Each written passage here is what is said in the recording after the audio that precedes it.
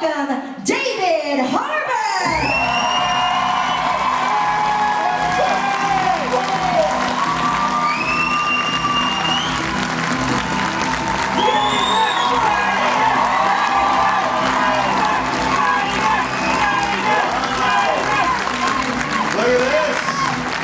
You guys ain't afraid of the coronavirus, are you?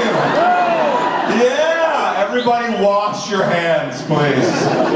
Please wash your hands. That's good advice. We've got a rowdy bunch for you here. And as I said earlier, if you've got a question, please just approach one of the microphone stands and we'll get right to you. But just a quick question for me before we start. Yes. How has Comic Con Liverpool been for you so far? So far, it's really nice. And I don't say this to every crowd. I promise I'm not lying. You guys are like the nicest people at a Comic Con. So congratulations. And apparently, some people have told me that Liverpool is known for their kind people. But that is like very true. And I promise I will not be saying this at Comic Con in New Jersey next week. But don't tell them that. Don't worry. We've also got Ben in the audience. Give it up for Ben, ladies and gentlemen. If you've got a question, just raise your hand and Ben will come to you. Any questions in the audience? Just raise your hand. We've got some right in the front row. And all the way in the back. Thank you so much. You're so kind, you won't even ask me any questions. You're like, we're just nice people. We have nothing to talk to you about. Hi. Hi. My name's Ava, and Hey, Ava. I'm David. I was wondering if you could have any superpower, what would it be? Wow. If I could have any that's just super easy. There's clearly one superpower that is the best superpower. Being invisible at will. Because you can break into banks and just do all kinds of stuff. It's not nice when you feel invisible when it's not your superpower, when you just feel invisible. But if you could be invisible at will, I think that would be the best. I think it just kicks the crap out of flying any day of the week. Or like laser beams out of your eyes or whatever. Invisible at will. Great question. Thank you, Ava. Any more questions? Just raise your hand. Ben will come to you in the audience. Thank you. There are other microphones if people want to stand up as well. I'm a bit out of shape. We'll go to Ben and then we'll go to microphone 2 after this. Thank you. Hello, David. Hello. Hey. What's up? Welcome to Liverpool Festival. Thank you. Yeah. My question was that, might be a bit spoilers for people who have not up to date with Stranger Things, but at the end of the series, did you know that you were going to return for season 4? Has everybody watched season 3? If you haven't watched season 3, close your ears right now. Put your hands over your ears. Yeah, Hopper dies at the end of season 3. But he just sort of dies. I learned this from an 8-year-old girl I know, Ethel. She does these finger air quotes. I do it a lot now. Hopper dies at the end of season 3, and then he's resurrected in season 4. And I did know that he had to make a huge sacrifice. I mean, I think one of the great things about these writers and one of the great things about the show itself is that, you know, it has this sort of earnest morality behind it. And I think that, like, Hopper as a character, I've said this before, I think he had to die in a sense. I mean, he's sort of, he lived his life in a way that was very kind of aggressive and messed up, and he was into drugs and stuff, and he didn't know how to deal with his own emotions and things like that. And so I think he had to shed his skin in a certain way to be able to reemerge. I know that we have a big Elijah Woods here today, which is pretty amazing, from Lord of the Rings. And there is a character that I sort of compare Hopper to in Lord of the Rings, which is Gandalf. Like, Gandalf no joke, like Gandalf in the middle of the first movie, like, fights an evil and descends into darkness. He's Gandalf the Grey, and he basically dies, and then he's resurrected as Gandalf the White. He comes back in a new form. And I feel like Hopper needed that resurrection as well, because he couldn't continue on the way he was going, and so he needs to come back a different human being with a different perspective. And I think that that's the exciting thing moving into season 4 and whatever might be beyond is we're going to see, you know, the Hopper that we love, but in a different way. He's got a different experience now, and I think that's what's exciting and what I'm really excited for you guys to see in the next season is like where he goes now, because he's already been so many different places and now he's going to go in a totally unique direction. So I did know about it and I was excited, and then I even knew that he was going to be resurrected, but I lied to you guys for a year telling you I didn't know because I didn't want to spoil the surprise, but now I don't have to lie, so that's exciting for me. We're going to go to microphone number 2 right over here on the left.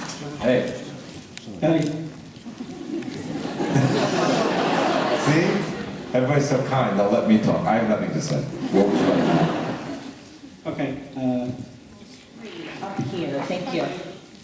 Hi David. Hey. Just got a question. Do you prefer working for Marvel or working for Netflix, and why? Wow, that is such an incendiary. I mean, I would lose so many jobs if I answered that.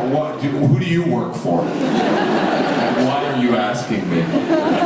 Look, here's the thing. I have an embarrassment of riches. It's like I work for 2 of the most incredible production organizations on the planet right now, Marvel and Netflix, right? Working with Marvel was extraordinary. The Black Widow movie, I've seen like 20 minutes of it. I'm gonna go see the movie next week in its full entirety. But it's incredible what I've seen. I'm really excited about that movie, what we shot. I'm really excited about that movie. But I've done Stranger Things for 20, 30 episodes or whatever, and I've worked with them for 5 years. And I know these people like they're my family. And so I just love that show, and I love the shorthand that we have. And so, you know, working with Netflix and working with Stranger Things is like my marriage. Like, it's like, you know, I love them, and also I can get annoyed with them, and I can, like, you know, have it out with them and all that stuff. And it feels like this durable, wonderful relationship. And being with Marvel was kind of like dating a very pretty movie for a couple of months.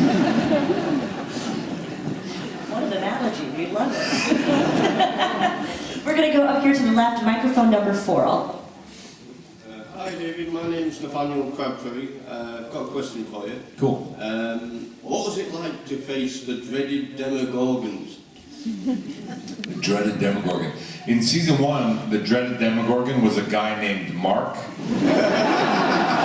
And he was in an outfit, like a rubber suit with stilts.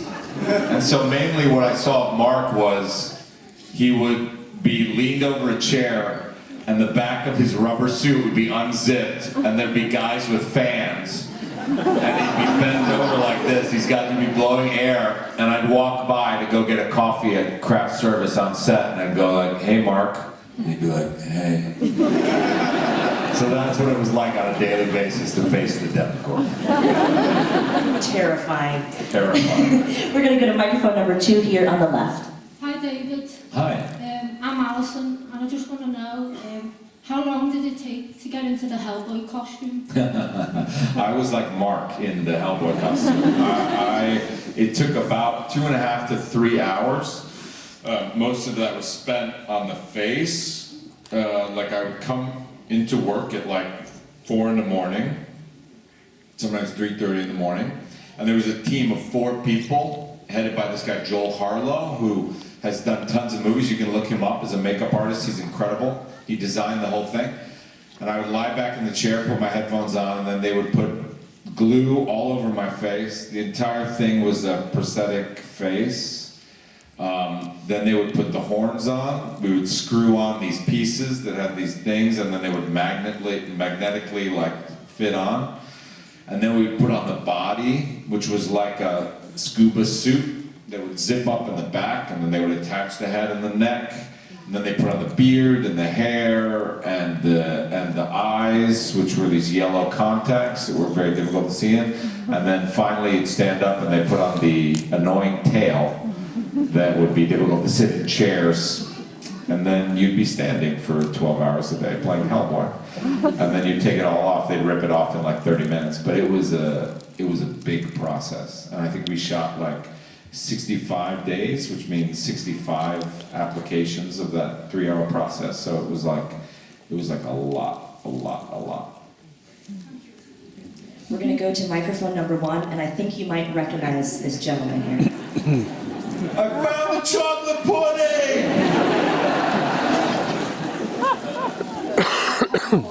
Hello. Dustin Henderson here. Oh, Dustin, you've clearly been to England. Yeah, still working on my accent. Yes. But, Pretty good. I've got a really important question. Okay. How does it feel doing a new Stranger Things season without the famous Hopper mustache? I feel a little naked. It's weird, right? I mean, you know, it's funny though, I get to do all sorts of, like the first season it was kind of just stubbly, a little bit like this, a little bit more. And then the second season was more of a beard, and the third season was a mustache, and this season is no hair. So I don't know where you go from here. I'm taking your suggestions. But it has to be new facial hair every season, or I won't do it. Alright, thank you. Please give a round of applause to Dustin, Stranger Things Spotlight. On the left. Hi David. Hello. Hello. My name is Lindsay. Myself and my son down there, Aaron, give him a wave, big fans. Just got to point out here, just in the Aaron wave. What's up, Aaron? How's it going? Should I have your t-shirt by the way? Huh? Should I have your t-shirt by the way? What is it? I can't see It's it. you. What's his name? I can come and show you if you want. Yeah, go ahead. Come on down. Give it up for Lindsay, ladies and gentlemen. What did you do himself? She has the best character in Stranger Things on her t-shirt. Okay, so my question is, as an actor, which is the favourite scene to film, and also presumably as a fan of the show, which was your favourite episode to watch? Oh, that's a good question. Okay, favorite shows to watch. There are 2 episodes. I think it's the final episode of season 1 and the final episode of season 3.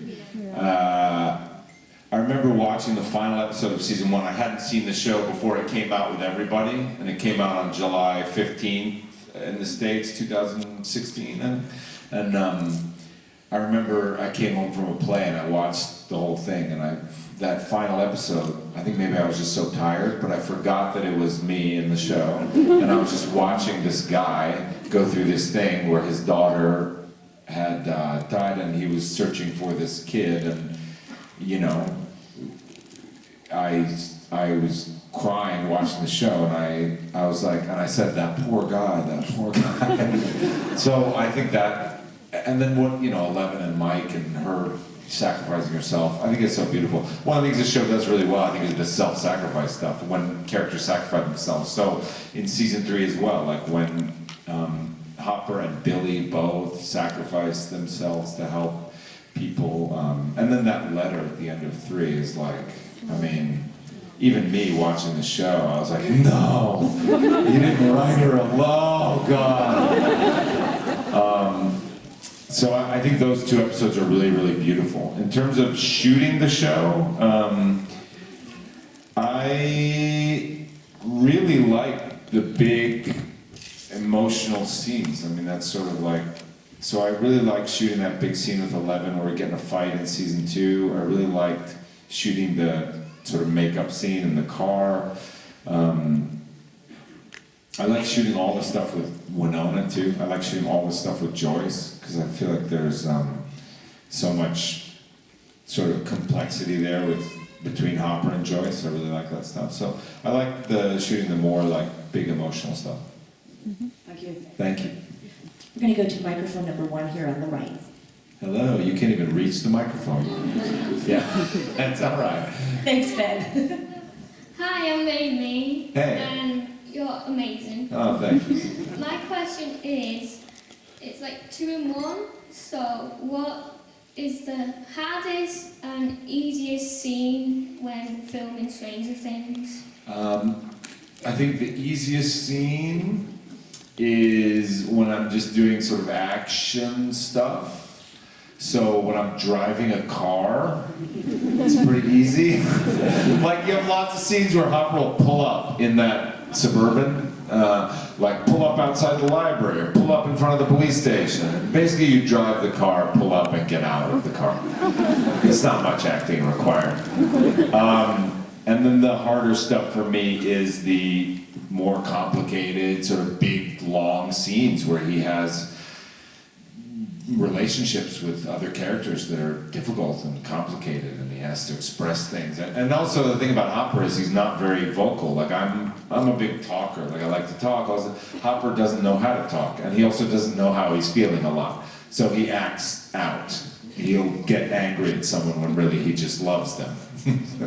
And so those things are can be complicated to play, but they're also fun. But they're hard. Go up to the microphone. Looking forward to the next season. I am. Are you looking forward to the next season? Yeah, me too. I knew you was alive anyway. A lot of you did. I think no one was that surprised. We tried to keep it a big secret, and everyone was like, we knew. Thank you. Thank you. Give Amy a round of applause. We'll go all the way up to microphone number 3 here on the right. Hi, David. I'm Hi. Bess. And I'd like to know, when did you decide that acting was the career you wanted to pursue? When I was, I think, pretty young, but I didn't have the confidence that I could do it. I think I was like in high school, so I was like 14 or 15, and I did a couple plays in high school. And I remember thinking, I would love to do this, but it didn't seem like it was something that was feasible, that I could make a living at it, or that anyone else would want me to do it. And then I kept acting, and I was worried, and then basically like, I went to college, and I came out of college, and I just had to do it. And I think I heard this, I used to hear this a lot from other actors and stuff, and they would say, only go into acting if you absolutely can't do anything else, if you have to do it. And I used to get so mad at those people when they would say that, because I would say like, you should be able to do whatever you want. Like if you want to do it, you don't have to do it. And then now, looking back, I agree with them completely. Like, I would only go into acting if you have to do it. If you feel like in your soul that you have to do it. Because the amount of rejection that I've received, I mean, you guys sort of meet me at a stage in my life in my 40s when everybody thinks I'm good and they're like, you're an actor and like, we like you. And for about 15 years, nobody thought that. And there's been tons of auditions and people telling you you're not handsome enough, you're not a good actor enough, you're boring, you're not funny, you're not interesting, just for years and years and years. And you have to have tenacity and will and belief in yourself beyond what these people see. And then eventually somebody gives you a break. So, you know, I really only do it because I have to, because of the amount of rejection. But it also in that way is very fulfilling, because I don't know that I would be happy doing anything else. We're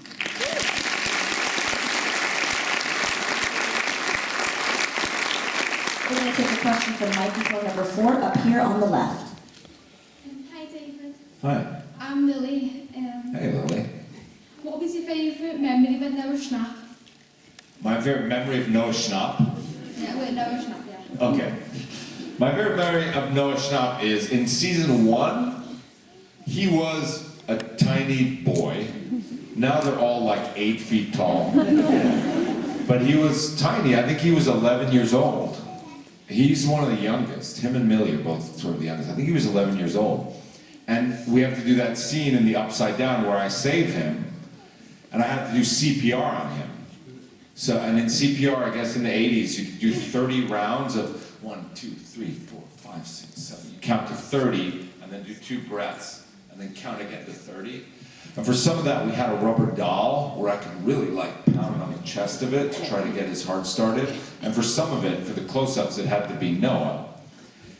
And so I would try to not do it as hard, you know what I mean? Like I'd try to fake it, but I'm such a bad actor that if I don't do it a little bit, I only feel it. So I was doing it kind of hard, I think. And I remember him, he was really cool. Like he didn't want to tell me I was doing it hard. He was really sweet and really like, I'm fine, I'm fine. And when Nona was like, are you really funny? He was like, well, it's a little hard. And then I eased off, but he was a really brave, sweet kid, and that was very generous of him to let me do that.